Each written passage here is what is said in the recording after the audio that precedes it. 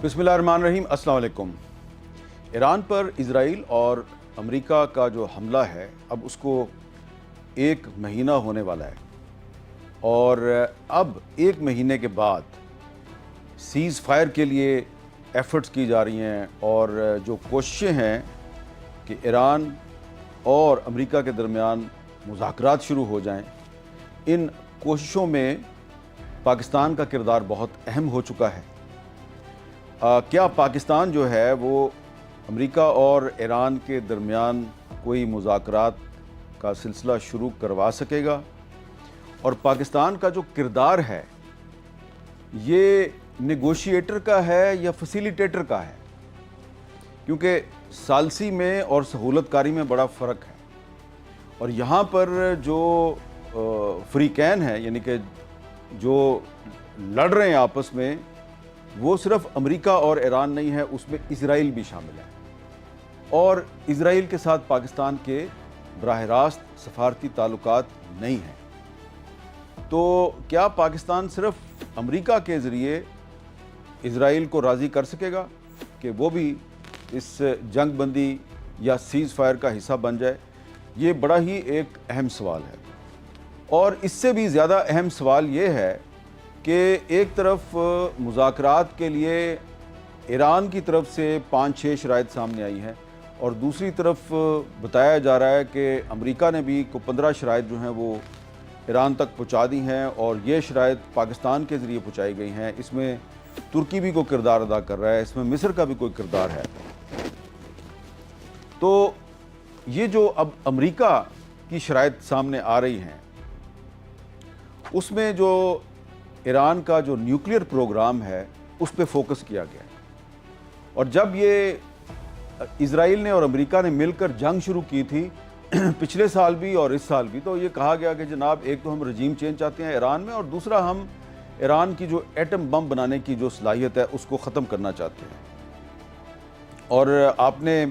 यकीनन सुना होगा कि जो ट्रंप एडमिनिस्ट्रेशन के सेक्रेटरी फॉर वॉर हैं, उनके जो वज़ीर जंग हैं पीट हेक्सेथ, वो कह रहे हैं जी ईरान एक ऐसा मुल्क है कि इसके पास तो एटमी हथियार होने नहीं चाहिए। तो ये जो अब मुज़ाकरात हैं इसकी कामयाबी का इन्हिसार जो है वो इस नुक्ते पे आ गया है, इस मामले पे आ गया है कि ईरान जो है वो किसी ना किसी तरीके से जो अपना एटमी प्रोग्राम है उसको बिल्कुल रोल बैक कर दे और यहाँ तक कहा जा रहा है कि जो उसके पास जो यूरेनियम के ज़खायर हैं वो भी आपको अमेरिका के हवाले करने पड़ेंगे या इंटरनेशनल एटॉमिक एनर्जी एजेंसी के हवाले करने पड़ेंगे। ये सारा जो मामला है इसमें ईरान के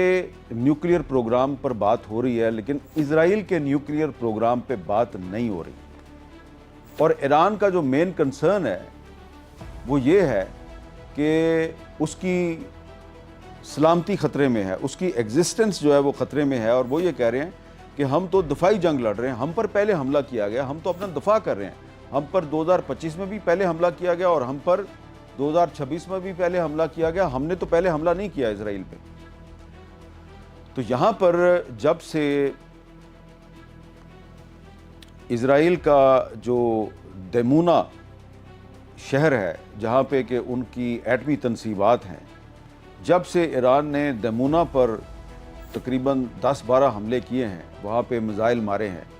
तो तब से इजरायली मीडिया में और इंटरनेशनल मीडिया में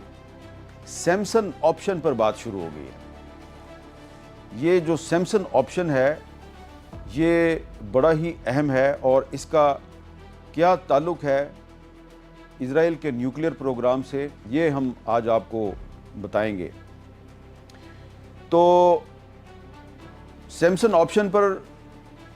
मैं बात इसलिए कर रहा हूं कि इस सैमसन ऑप्शन को समझे बगैर ईरान और अमेरिका के दरमियान जो मुज़ाकरात हैं इसका सिलसिला कामयाबी से हमकिनार नहीं हो सकता। पाकिस्तान की हुकूमत और तुर्की की हुकूमत और मिस्र की हुकूमत और कुछ ममालिक जो इसमें इन्वॉल्व हैं, ख्वाह वो फैसिलिटेटर का किरदार अदा कर रहे हैं, सहूलतकारी कर रहे हैं, या वो मीडिएटर का किरदार अदा कर रहे हैं। میڈیشن یا فیسیلیٹیشن، دونوں صورتوں میں سیمسن آپشن جو ہے اس کو سمجھنا بڑا ضروری ہے۔ تو یہ جو سیمسن آپشن ہے یہ آپ کو بتاتی ہے کہ اسرائیل کا جو نیوکلیئر پروگرام ہے وہ ایکچولی ہے کیا، اور اس کے جو نیوکلیئر ڈیزائنز ہیں وہ کیا ہیں، اور یہ میں کوئی اپنی طرف سے آپ کو نہیں بتاؤں گا۔ یہ جو ٹرم ہے، اصطلاح ہے سیمسن آپشن، یہ ایک امریکی صحافی ہیں سیمور ہرش۔ سیمور ہرش نے ایک کتاب لکھی دی سیمسن آپشن، یہ ان کی کتاب کا نام ہے، اور یہ کتاب آج ابھی پچھلے ماضی قریب میں شائع نہیں ہوئی، یہ 1991-92 میں شائع ہوئی تھی۔ اور جب کچھ سال پہلے سیمور ہرش سے میری ملاقات ہوئی تو ملاقات کے دوران وہ پاکستان کے نیوکلیئر پروگرام کے بارے میں سوال کر رہے تھے، تو جب میں نے ان سے کہا کہ آپ کیوں پاکستان کے نیوکلیئر پروگرام کے پیچھے لگے ہوئے ہیں، تو انہوں نے مجھے بتایا کہ میں نے تو اسرائیل کے نیوکلیئر پروگرام کے بارے میں پوری کتاب لکھ ڈالی ہے، اور ان کا جو پورا جو نیوکلیئر ڈاکٹرائن ہے اس کو میں ایکسپوز کر چکا ہوں، اور یہ میری کتاب ہے اور اس کا یہ نام ہے۔ تو مجھے پتہ چلا کہ سیمور ہرش جو ہیں وہ امریکن جیو ہیں، اور ان کی جو اکثر انویسٹیگیٹو سٹوریز ہیں اور ان کی جو کتابیں ہیں اس سے امریکہ کی جو سیکیورٹی اسٹیبلشمنٹ ہے، امریکہ کی جو انٹیلیجنس ایجنسیز ہیں وہ پریشان رہتی ہیں، بلکہ پریشان نہیں رہتی بلکہ ان سے ناراض بھی ہو جاتی ہیں، اور ان کو اس سلسلے میں کافی مشکلات کا سامنا بھی کرنا پڑا۔ تو یہ جو کتاب ہے سیمسن آپشن، یہ ایک امریکن جیو سیمور ہرش نے لکھی ہے، اور اس کتاب میں انہوں نے یہ بتایا ہے کہ جو اسرائیل کا نیوکلیئر پروگرام ہے یہ 1957 میں شروع ہو گیا تھا، جب اسرائیل نے دیمونا میں اپنا جو ایٹمی پروگرام ہے، ایٹم بم بنانے کا جو کام ہے وہ شروع کیا، اور وہاں پہ اپنی ایٹمی تنصیبات قائم کی۔ اور اس کے بعد سیمور ہرش نے اپنی کتاب میں دعویٰ کیا کہ امریکن انٹیلیجنس کو سب پتہ تھا کہ اسرائیل ایک نیوکلیئر پروگرام پر عمل پیرا ہے اور وہ ایٹم بم بنانے کی کوشش کر رہا ہے، لیکن امریکی انٹیلیجنس خاموش رہی۔ 1966 تک اسرائیل جو ہے اس نے دیمونا میں جو ایٹم بم بنایا اس نے انڈر گراؤنڈ ایکسپیریمنٹ بھی کر لیا، اس کا تجربہ بھی کر لیا۔ اور یہ جو سیمور ہرش کی کتاب ہے دی سیمسن آپشن، اس میں جو سب سے بڑا سنسنی خیز ان کا جو انکشاف ہے وہ یہ ہے کہ جب 1967 میں 1967 میں جب عرب اسرائیل جنگ ہوئی، اور اس جنگ میں جب عرب کنٹریز کا پلڑا بھاری ہوا، تو اسرائیل نے فیصلہ کیا کہ جو اس کے پاس 2 ایٹم بم تھے، اس وقت تک 2 ایٹم بم تھے، ان میں سے ایک ایٹم بم جو سینائی ڈیزرٹ ہے، جس کو ہم صحرائے سینا کہتے ہیں، تو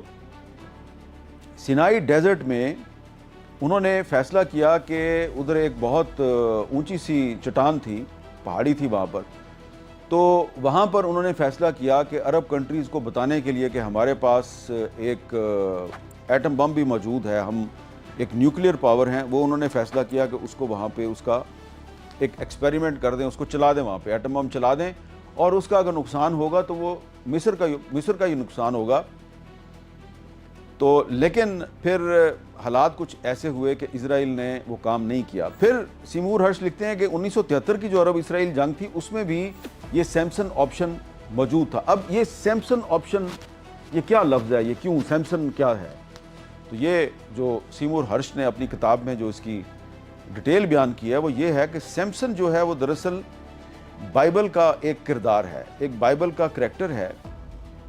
جو کہ بہت زیادہ جسمانی طاقت کا مالک تھا، اور اس کو جب پرانے زمانے میں ہزاروں سال پہلے جب اس کے دشمنوں نے جب اس کو قابو کر لیا، تو اس نے کیا کیا کہ جو ایک ٹیمپل تھا، جو یہودیوں کا ایک ٹیمپل ہوتا ہے، ان کی جو ایک عبادت گاہ ہوتی ہے، تو اس نے جو اس کے پلر تھے وہ پلر گرا کر تو اپنے آپ کو بھی مار لیا، اور جو اس ٹیمپل کے اندر دشمن موجود تھے ان کو بھی مار لیا۔ دوسرے الفاظ میں یہ کہہ سکتے ہیں کہ سیمسن جو ہے وہ اس نے ایک خودکش حملے میں اپنے جو دشمن تھے ان کو مار دیا۔ تو یہ جو سیمسن آپشن ہے یہ دراصل اسرائیل کی نیوکلیئر ڈاکٹرائن ہے، اور اس سیمسن آپشن کو سیمور ہرش نے اپنی کتاب میں ایکسپلین اس طرح کیا ہے کہ اگر کبھی اسرائیل کو یہ احساس ہوا کہ اس کی ایگزسٹنس خطرے میں ہے یا کسی جنگ میں وہ شکست سے دوچار ہونے والا ہے اور اس شکست کے بعد اسرائیل کا وجود خطرے میں پڑ جائے گا، تو پھر اسرائیل جو ہے وہ سیمسن آپشن کے تحت اپنے ایٹمی ہتھیار استعمال کرے گا اور